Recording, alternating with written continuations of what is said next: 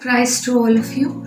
Let us sign ourselves in the name of the Father, and of the Son, and of the Holy Spirit. Amen. We shall reflect on the scripture verse from the Gospel of Matthew, chapter 19, verse 20. Again I tell you, it is easier for a camel to go through the eye of a needle than for a rich man to enter the kingdom of God. To understand this verse, let us understand its context from the previous verses.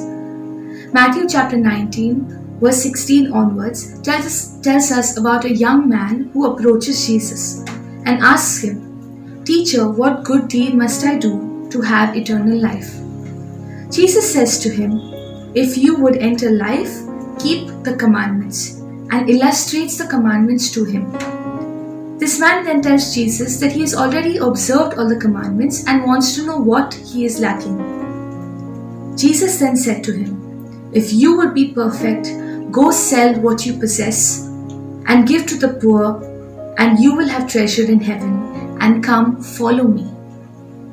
When the young man heard this, he went away sorrowful, for he had great possessions.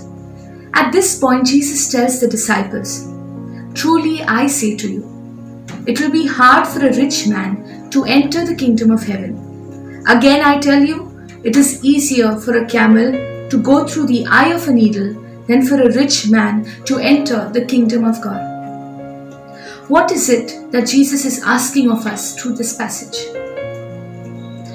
Jesus was calling this young man, who was already a good disciple, to the next level in his discipleship journey.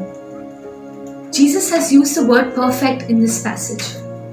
The only other place the word perfect is used in the Gospel of Matthew is in Matthew 5:48, where Jesus says, "Be perfect therefore, as your heavenly Father is perfect."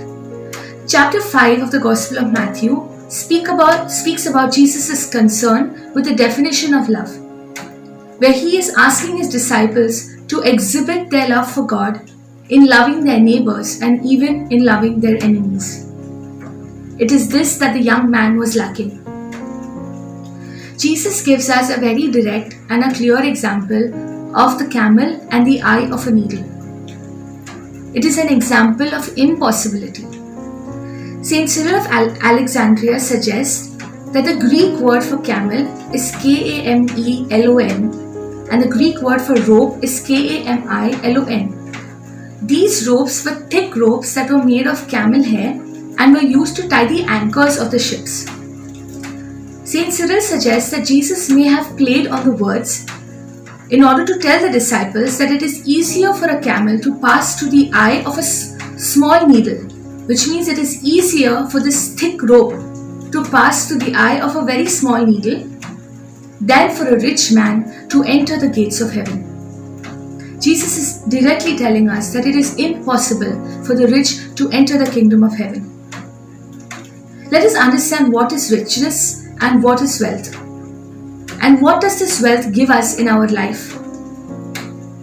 When we reflect on it, our apparent need for wealth reflects our need for security. Do we have the sense of security in our lives? And if we do, does the sense of security come from our wealth? Or does the sense of security come from Jesus? Is Jesus the true security of our lives? Are we able to depend on Him and Him alone? Ezekiel chapter 7 verse 19 tells us, "They shall cast their silvers in the street, and their gold shall be removed. Their silver and their gold shall not be able to deliver them in the day of the wrath of the Lord. They shall not satisfy their souls, neither fill their bowels, because it is the stumbling block of their iniquity." Here the Lord is suggesting that our wealth can be a stumbling block for us. The Catechism of the Catholic Church tells us that this call to sell all applies to every Christian. Embracing the evangelical counsels of poverty, chastity, and obedience according to each person's state of life is necessary for Christian perfection and eternal life. What is the problem with wealth? Wealth as such may not be a problem, but it is the self-sufficiency that comes with wealth that is the big problem. Where we begin to live our lives as if we are able to provide for our own needs. Is that even possible? The answer to this question is no. Without God, we are nothing. Unless Jesus is the security of our lives, we stand the risk of losing the inheritance of the kingdom of God given to us through Jesus. In this life, we are called to be stewards of the wealth that is given to us by God. The amassing of wealth by us is not the will of God. A true Christian is called to share his wealth with those in need and to use that wealth for the kingdom of God. Matthew 5:3 tells us that Jesus loves the poor in spirit. He says, "Blessed are the poor in spirit, for theirs is the kingdom of God." What is poverty in spirit? It is to be detached from all our material and temporal possessions. Saint Teresa of Lisieux tells us, "There is no joy like that known by the truly poor in spirit." Does our joy come from Jesus alone? Let us ask ourselves this question, that if everything we possess is taken away from us today, would we be able to trust in the security that we have in Jesus Christ? Matthew 13:45 tells us, "The kingdom of heaven is like a merchant seeking beautiful pearls, who when he had found one pearl of great price, went and sold all that he had and bought it." Jesus is that pearl of great price. Jesus is the security that we long for. This is truly very hard to practice, and just as we find it difficult, the disciples too were astonished. They asked Jesus, "Who then can be saved?" And Jesus beautifully replies to them, "With men this is impossible, but for God all things are possible." There is a great promise for this kind of extreme renunciation in the gospel.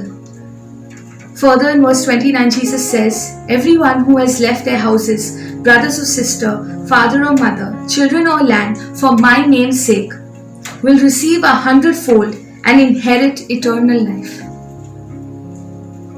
Saint Teresa of Avila tells us, "The less we have here, the more we shall have in heaven." We need to be completely dependent on the providence and the mercy of Jesus. Let us not be attached to all the things of this world, be it our possessions, be it our wealth. The things of this world are passing. But we should cling to the promises of God. It is only by the grace of God that we will be able to carry out this call to give up everything, the call to leave our attachment to the things of this world and to follow Him. For God, all things are possible. Let us pray. Our Father, we ask you today for this grace. We ask you to give us that abundant grace that we need to let go of all things in this world. Separate us, Father, from everything that doesn't belong to you and from all things that are not pleasing to you. We surrender everything that we possess to you, God, for all things have come from you. Give us the grace to be attentive to the need of those who are poor, of those who have nothing. It is only by your love that this is possible, Abba. For us, this is difficult and even impossible. But with you, our Father, everything is possible. Help us, Abba Father, to be the disciples whom you love. We ask this, Father, in the most precious name of Jesus, through the intercession of Mary, our beloved Mother, through the intercession of all the angels and saints. Amen. In the name of the Father, and of the Son, and of the Holy Spirit. Amen.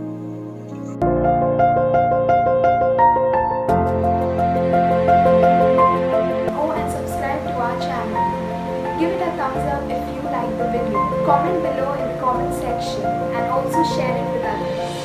Don't forget to click the bell icon for notifications. Thank you and God bless.